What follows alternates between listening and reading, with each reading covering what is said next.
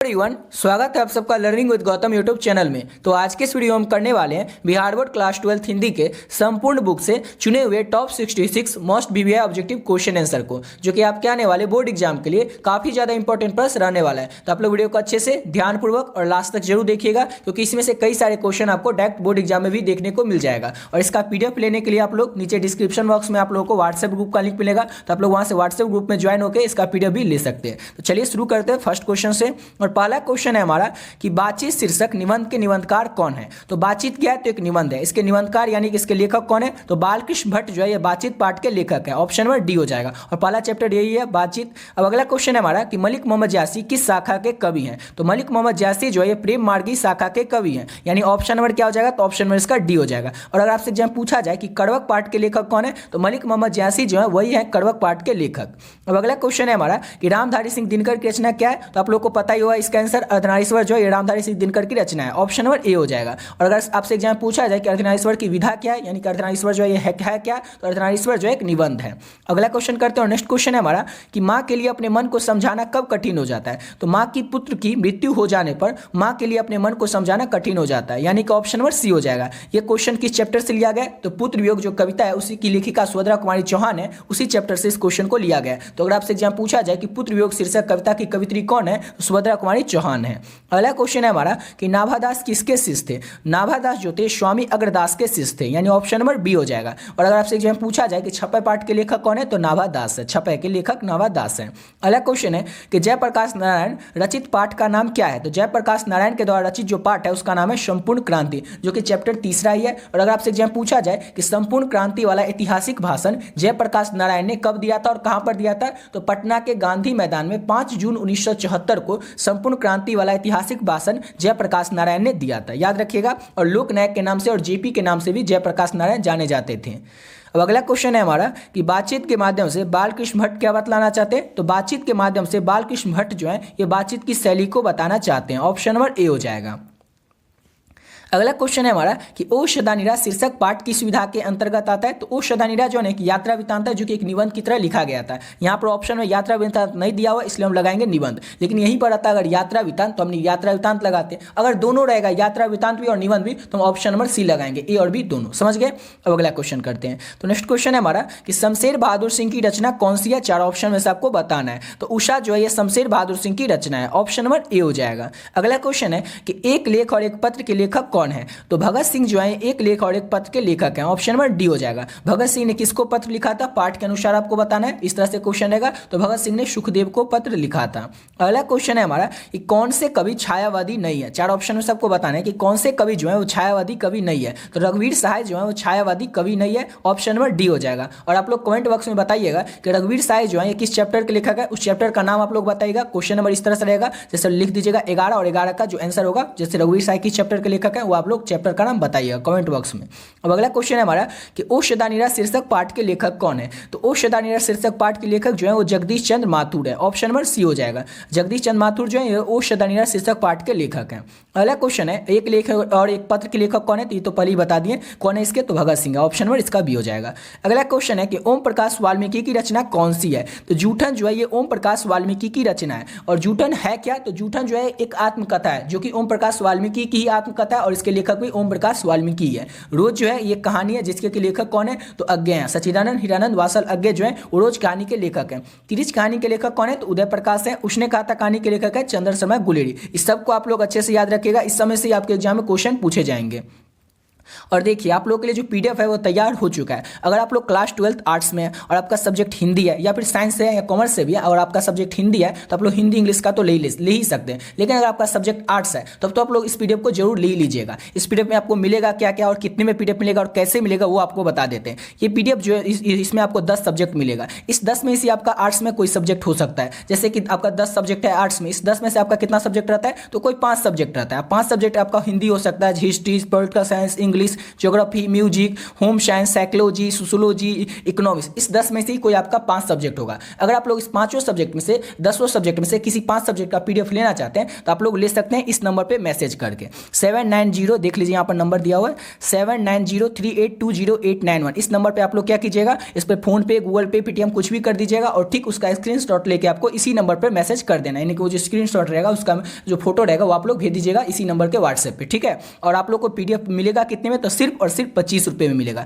अब आप पूछेगा इससे आपके मन में 2 ही सवाल होगा। पहला सवाल तो ये होगा कि इसका दाम 25 रुपये है क्यों, तो 25 रुपये इसलिए है ताकि कोई भी बच्चे के पास ये एक्सक्यूज नहीं रहे कि इसका पीडीएफ का दाम ज़्यादा था, हम नहीं ले पाए इसलिए मेरा नंबर थोड़ा कम रह गया, ऐसा किसी के पास कोई एक्सक्यूज रहे ही नहीं, समझ गए ना। और हर एक बच्चा इसको अफोर्ड कर सके इसलिए इसका दाम 25 रुपये है। अब कई बच्चा मुझे मैसेज कर रहे थे व्हाट्सएप पे कि सर इसमें कोई फ्रॉड तो नहीं होगा, ये 25 रुपये में मिला तो क्या ही मिल जाएगा, फ्रॉड तो नहीं होगा। इसके लिए आपको डिटेल में जो वीडियो है वो पहले ही बता चुके हैं, जो कि आपको वीडियो चैनल के होम पेज पे जाएगा तो वहाँ पे मिल सकता है, या फिर लिंक डिस्क्रिप्शन बॉक्स जैसे ही खोलिएगा ना उसमें लिंक दिया होगा पीडीएफ वीडियो, वो वीडियो को आप लोग पहले देख लीजिए। उस वीडियो में डिटेल में आप लोगों को बताएं तो इस पीडीएफ में कौन कौन सा सब्जेक्ट का किस तरह का क्वेश्चन रहेगा, कितने क्वेश्चन रहेंगे, जैसे शॉर्ट में यहाँ पर देख सकते हैं। अगर आप लोग जैसे हिंदी का लेते हैं वैसे तो लीजिएगा 5 सब्जेक्ट का, 5 सब्जेक्ट का ना हिस्ट्री, और इसमें आपको ऑब्जेक्टिव और सब्जेक्टिव दोनों मिला के मिलेगा सिर्फ और सिर्फ 25 रुपये, मतलब 25 रुपये में आपको पूरा पीडीएफ मिल जाएगा 5 सब्जेक्ट का, ऑब्जेक्टिव का भी और सब्जेक्टिव का भी। जैसे अगर आप लोग हिंदी का लीजिएगा उसमें 650 ऑब्जेक्टिव रहेगा, उसके बाद लघु उत्तरीय प्रश्न, दीर्घ उत्तरीय प्रश्न और 100% व्याख्या वाला क्वेश्चन मिला के 100 क्वेश्चन रहेगा। साथ ही साथ आपको लेखक परिचय देंगे, यानी कि संपूर्ण हिंदी का आपका तैयारी करवा देंगे। इसके अलावा आपका जो भी 5 सब्जेक्ट होगा वो आप लोग मैसेज करके बता दीजिएगा।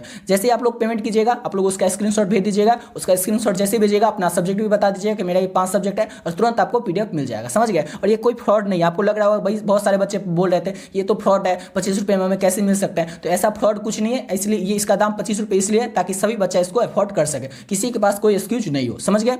चलिए अगला क्वेश्चन करते हैं। तो नेक्स्ट क्वेश्चन है हमारा कि अधिनायक कविता के कवि कौन है। अधिनायक कविता जो है उसके कवि कौन है, तो रघुवीर सहाय जो है अधिनायक कविता के कवि हैं, ऑप्शन नंबर ए हो जाएगा। अगला क्वेश्चन है पुत्र वियोग कविता के कवि कौन है, तो इसका आंसर ऊपर ही आप लोग को बता दिए थे कि सुभद्रा कुमारी चौहान जो है वो पुत्र वियोग शीर्षक कविता की कवित्री हैं, यानी कि ऑप्शन नंबर सी हो जाएगा। अगला क्वेश्चन है हमारा कि तुमुल कोलाहल कलह में शीर्षक कविता के कवि कौन है। तुमुल कोलाहल कलह में शीर्षक कविता जो इसके कवि कौन है, मोस्ट इंपॉर्टेंट क्वेश्चन है, जयशंकर प्रसाद। जयशंकर प्रसाद से रिलेटेड कई सारे क्वेश्चन आपके एग्जाम में रहेंगे, कैसे कैसे रहेंगे, जैसे कामयानी के कवि कौन है, लेखक कौन है, ध्रुव स्वामी के लेखक कौन है, ध्रुव स्वामी क्या है, तो ये सब आप लोगों को पहले ही बता चुके हैं। कैसे बता दिए थे, जब आपका कंप्लीट करवाए थे, क्या करते हैं चैप्टर 1 से लेकर के गदखंड तक के, चैप्टर 1 से चैप्टर 13 तक के गदखंड एक साथ कंप्लीट करवाएं, फिर उसके बाद 1 से 4, फिर उसके बाद 5, 6, 7, 8, 9, 10, 11, 12, 13, इस तरह से आपका पूरा कंप्लीट करवा दिए। काव्यखंड भी, वो जो काव्यखंड और गदखंड कंप्लीट करवा देते उसी समय इससे रिलेटेड जितने भी क्वेश्चन बन सकते थे इंपॉर्टेंट सब आपको बता दिए थे, समझ गए। और इसका पीडीएफ जब आप लोग लीजिएगा, और इसका पीडीएफ आप लोग जरूर ले ही लीजिएगा, इसका पीडीएफ आप लोग जब लीजिएगा उसमें इसका आंसर सब मिल जाएगा। जितना इंपॉर्टेंट क्वेश्चन है ना, जितना भी सिलेक्टेड इंपॉर्टेंट क्वेश्चन है वही सब हम पीडीएफ में आपको ऐड किए हैं, समझ गए। और देख लिए एक और चीज़ आपको बता देते हैं, जैसे आप देखिएगा कि हर एक जैसे पीडीएफ में हिंदी में आपको 650 मिला है, और फिर आप कहिएगा जैसे होम साइंस हो गया, होम साइंस में 700 क्वेश्चन मिला है। अब पूछेगा ऐसा क्यों, और पॉलिटिकल साइंस में 500 ही क्वेश्चन मिला है। फिर पूछेगा ऐसा क्यों है, वो ऐसा इसलिए क्या होता है कि जैसे हिस्ट्री देख ली, इसमें 650 ही क्वेश्चन, इसमें 700 क्वेश्चन क्यों है, तो होम साइंस में क्या होता है जैसे अलग अलग टॉपिक से क्वेश्चन पूछा जाता है, एक टॉपिक फिक्स नहीं रहता है, इसलिए जितने भी क्वेश्चन है ना हर एक सब्जेक्ट के जो भी क्वेश्चन सिलेक्टेड इंपॉर्टेंट वही सब क्वेश्चन हम ऐड किए इस पीडीएफ में, समझ गए। इसलिए इस हर एक पीडीएफ में सेम क्वेश्चन नहीं, नंबर नहीं है। जैसे आपको इंग्लिश में 450 ही मिलेगा, इंग्लिश में कम ही क्वेश्चन रहता है जिससे कि हर एक साल पूछा जाता है। इस तरह से आप लोगों को डिजाइन किए क्वेश्चन, और सभी क्वेश्चन सिलेक्टेड और इंपॉर्टेंट क्वेश्चन नहीं मिलेगा। हिंदी का आप लोग अगर पीडीएफ ले लीजिएगा, वैसे तो आप 5 सब्जेक्ट का मिलेगा, लेकिन अगर हिंदी का भी लीजिएगा और पीडीएफ अगर पढ़ लेते हैं तो उसी से 99% क्वेश्चन आपके बोर्ड एग्जाम में पूछे जाएंगे। तो इसका आंसर समझ गए, तुमुल कोलाहल कलह में शीर्षक कविता के कवि कौन है, तो जयशंकर प्रसाद है।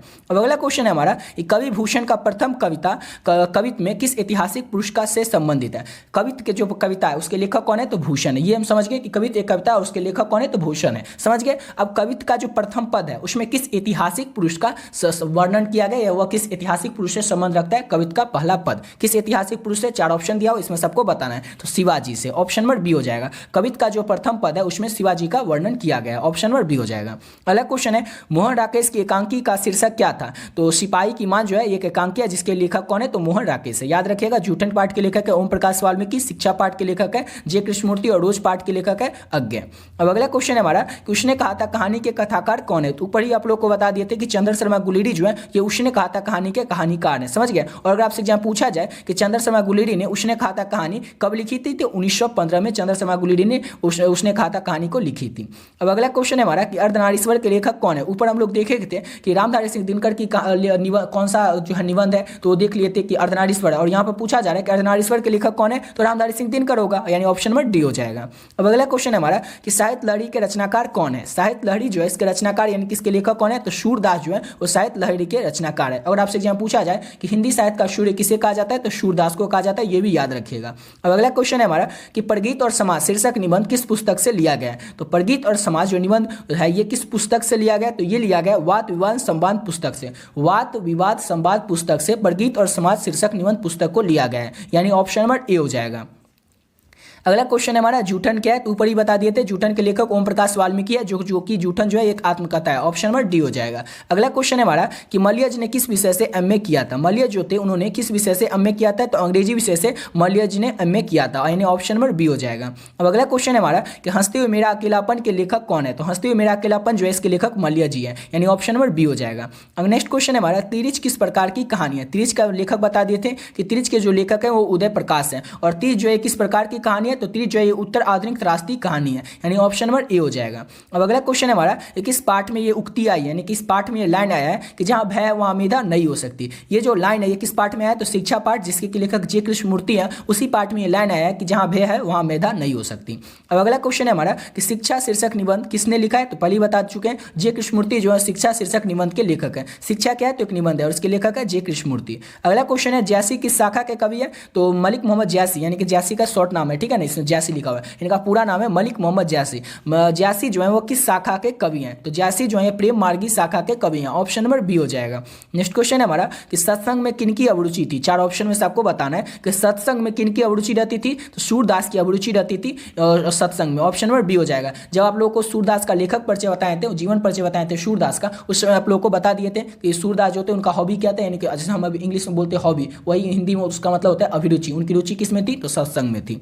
अब अगला क्वेश्चन है हमारा किसने सूरदास से कहा था? ये जो आगे की लाइन है ये किसने सूरदास से कहा था कि सूर हे ऐसे घिघियाते काहे हो, कुछ भगवत लीला कर वर्णन करो। सूर ऐसे घिघियाते काहे हो, कुछ भगवत लीला वर्णन करो। ऐसा सूरदास से किसने कहा था? तो ऐसा कहा था गुरु वल्लभाचार्य ने, ऑप्शन नंबर ए हो जाएगा। अब अगला क्वेश्चन करते हैं और नेक्स्ट क्वेश्चन है हमारा कि सूरदास किस भाषा के कवि हैं? सूरदास जो है किस भाषा के कवि है? तो सूरदास जो है ये ब्रज भाषा के कवि हैं, यानी ऑप्शन नंबर बी हो जाएगा इसका। अब अगला क्वेश्चन है हमारा कि तुलसीदास के दीक्षा गुरु कौन थे? दीक्षा गुरु का नाम बताइए। तुलसीदास के दीक्षा गुरु कौन थे? तो नरहरिदास जो थे तुलसीदास के दीक्षा गुरु थे, ऑप्शन नंबर बी हो जाएगा। नेक्स्ट क्वेश्चन है हमारा कि चित्ररेखा किस कवि की रचना है? चित्ररेखा जो है या किस कवि की रचना है? तो मलिक मोहम्मद जैसी की रचना है चित्ररेखा, ऑप्शन नंबर ए हो जाएगा। नेक्स्ट क्वेश्चन है नावादास किस युग के भक्त के कवि थे? नावादास जो थे किस युग के कवि थे? तो नावादास जो थे भक्ति काल के कवि थे, ऑप्शन नंबर डी हो जाएगा। और ऊपर ही बता दिए थे कि छपे पाठ के लेखक कौन है? तो नावादास ही है। अगला क्वेश्चन है कि बालकृष्ण भट्ट किस युग के साहित्यकार थे? बालकृष्ण भट्ट जो थे ये भारतेंदु युग के साहित्यकार थे, यानी ऑप्शन नंबर ए हो जाएगा। याद रखिएगा बालकृष्ण भट्ट जो थे भारतेंदु युग के साहित्यकार थे, ऑप्शन नंबर ए हो जाएगा। नेक्स्ट क्वेश्चन है बातचीत शीर्षक निबंध के निबंधकार का नाम बताइए। तो ऊपर ही बता दिए थे Balkrishna Bhatt, option number A हो जाएगा। अगला क्वेश्चन है हमारा उसने कहा था शीर्षक कहानी के रचयिता का नाम क्या है? तो चंद्र शर्मा गुलेरी जो कि उसने कहा था कहानी के लेखक है, ये कहानी लिखी गई थी 1915 में। अगला क्वेश्चन है हमारा कि चंद्र शर्मा गुलेरी का मूल निवास स्थल कहाँ है? तो गुलेर नामक ग्राम जो कि कांगड़ा हिमाचल प्रदेश में पड़ता है, वहीं पर जन्म किनका हुआ था? तो चंद्र शर्मा गुलेरी का जन्म हुआ था। इंपॉर्टेंट क्वेश्चन है, अच्छे से याद रखिएगा। और अगर आपसे एग्जाम पूछा जाए, सॉरी यहाँ पर रहने वाले थे, जन्म नहीं हुआ था, एक और यहाँ मिस्टेक हो गया, ये रहने वाले थे यहाँ पर। गुलेर जो कि गाँव का नाम था, कांगड़ा जिला का नाम था, जो कि हिमाचल प्रदेश में पड़ता है। यहाँ के मूल निवासी यानी कि यहाँ के रहने वाले कौन थे? तो चंद्र शर्मा गुलेरी थे। और अगर आपसे एग्जाम पूछा जाए कि चंद्र शर्मा गुलेरी का जन्म कहाँ हुआ था, तो आप लोग राजस्थान जानते हैं, राजस्थान में जयपुर शहर है उसको भी जानते हैं। तो जयपुर के राजस्थान में किनका जन्म हुआ था? तो चंद्र शर्मा गुलेरी का जन्म हुआ था। अच्छे से याद रखिएगा जयपुर राजस्थान में चंद्र शर्मा गुलेरी का जन्म हुआ था। लेकिन ये रहने वाले थे गुलेर कांगड़ा जो कि हिमाचल प्रदेश में होता है, वहां के रहने वाले थे चंद्र शर्मा गुलेरी, लेकिन इनका जन्म हुआ था जयपुर राजस्थान में। अगला क्वेश्चन है संपूर्ण क्रांति शीर्षक भाषण किसने दिया? तो ऑलरेडी आप लोग को बता चुके हैं, जयप्रकाश नारायण ने संपूर्ण क्रांति शीर्षक भाषण को दिया है पटना के गांधी मैदान में 5 जून 1974 को। अगला क्वेश्चन है हमारा चरम व्यक्तित्वता ही परम सामाजिकता है किस शीर्षक पाठ की ये पंक्ति है? ये जो पंक्ति है किस शीर्षक पाठ की पंक्ति है? तो प्रगीत और समाज पाठ की ये पंक्ति है कि चरम व्यक्तित्वता ही परम सामाजिकता है, यानी ऑप्शन नंबर सी हो जाएगा। अगला क्वेश्चन है हमारा कि किस पाठ में कहा गया कि जिस पुरुष में नारीत्व नहीं है वो अपूर्ण है। तो अर्धनारीश्वर पाठ में कहा गया, जिसके लेखक रामधारी सिंह दिनकर है, उसी पाठ में ये लाइन लिया गया है कि जिस पुरुष में नारीत्व नहीं है वो अपूर्ण है, यानी कि अधूरा है। जिस पुरुष में नारी के जो गुण होते हैं वो नहीं होते वो पुरुष अपूर्ण होता है, यानी कि अधूरा होता है। ये अर्धनारीश्वर पाठ में कहा गया है। अगला क्वेश्चन है हमारा कि अर्धनारीश्वर शीर्षक निबंध के निबंधकार का नाम बताए। तो पहले बता चुके हैं कि रामधारी सिंह दिनकर अर्धनारीश्वर शीर्षक पाठ के लेखक हैं। अगला क्वेश्चन है हमारा कि अज्ञे का पूरा नाम क्या है। तो रोज जो कहानी है उसके लेखक है अज्ञे, और अज्ञे का पूरा नाम पूछा जा रहा है तो ऊपर ही बता दिए थे, सच्चिदानंद हीरानंद वात्सल अज्ञे जो है ये अज्ञे का पूरा नाम है। और रोज कहानी जो कि कहानी है उसके लेखक कौन है, तो अज्ञे ही है। अब अगला क्वेश्चन है हमारा कि किस पाठ में आया है 3 बज गए, 4 बज गए, 11 बज गए। तो ये जो लाइन है ये किस पाठ में आया था, ये रोज कहानी में आया था। वो जो मालती रहती है वो बोलती है ना 3 बज गए, 4 बज गए, 11 बज गए, तो किस पाठ में आया, तो रोज पाठ में आया, जिसके लेखक अज्ञे हैं। अगला क्वेश्चन है किस पाठ की पंक्ति है कि विपत्तियां ही व्यक्ति को पूर्ण बनाती है। तो भगत सिंह बोले थे कि विपत्ति व्यक्ति को पूर्ण बनाती है। और भगत सिंह किस पाठ के लेखक है, तो एक लेख और एक पत्र के लेखक कौन है, तो भगत सिंह है। और भगत सिंह कहते हैं कि विपत्ति व्यक्ति को पूर्ण बनाती है, यानी ऑप्शन नंबर क्या हो जाएगा, तो ऑप्शन नंबर इसका बी हो जाएगा।